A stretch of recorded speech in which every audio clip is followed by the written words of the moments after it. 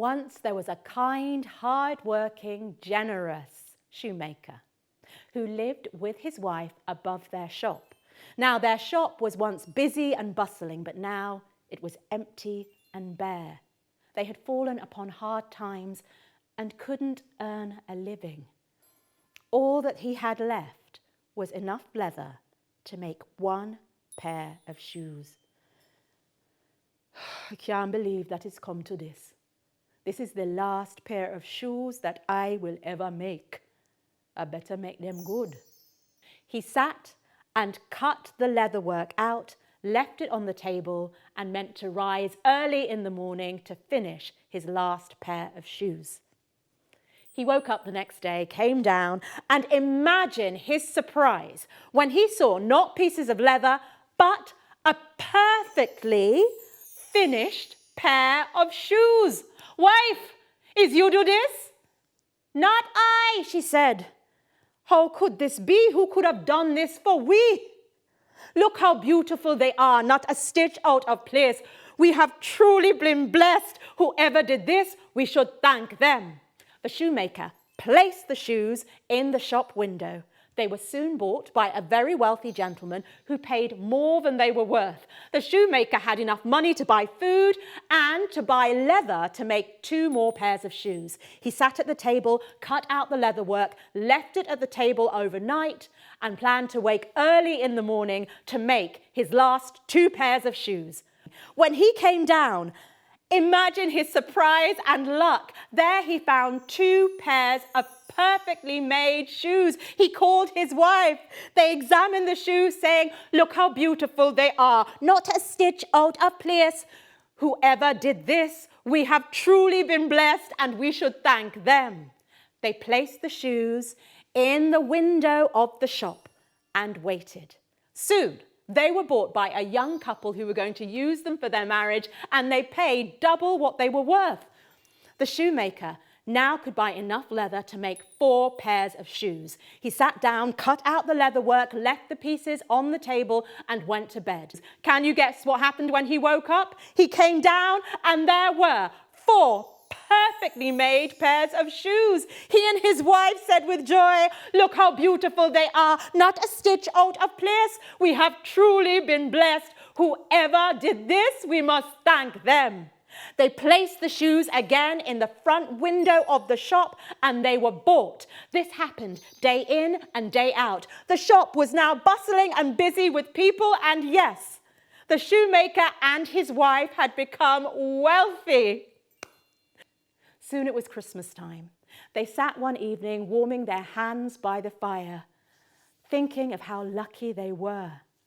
And then his wife said, I would really like to see who it is who has helped us to get all of this wealth. I think we should stay up.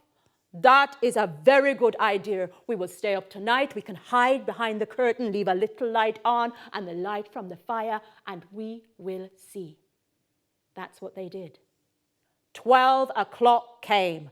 The door thrust open, and in came what can only be described as 2 elves. They moved quickly and swiftly and sang as they danced around the table. We are elves, you never seen nothing like we. We fast and quick, and our fingers work for free. Our fingers work for free. They sat and started to work, and they sewed, and they rapped, tap, tap, tap, tap, tap, tap, tap. They sewed so fast, and they rapped, tapped, tapped. And then, way before sun rose in the sky, they had finished row upon row of perfectly made shoes with not one stitch out of place, and they left almost as quickly as they had come. Well, I've never seen anything like that. Look how beautiful the work is, and they work so fast. Indeed, they did work very fast, and the shoes are splendid. But did you not see that they did not even have one piece of clothing on their backs to keep them warm in this cold winter night? That is what I will do. I shall make each of them a shirt waistcoat, pantaloons and overcoat to say thank you for all that they have done for us.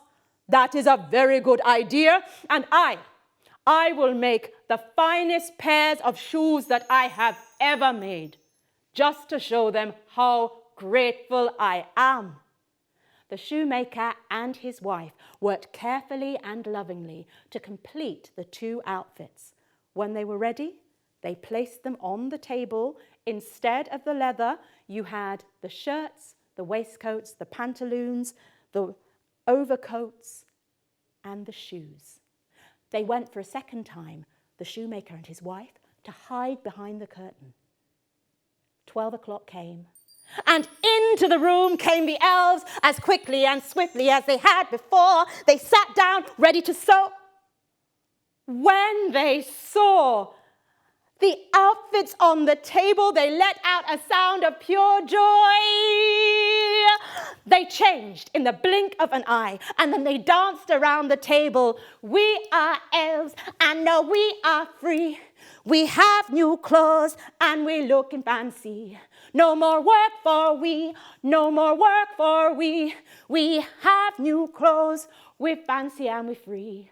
And with that they danced out of the shop, far, far, far into the distance.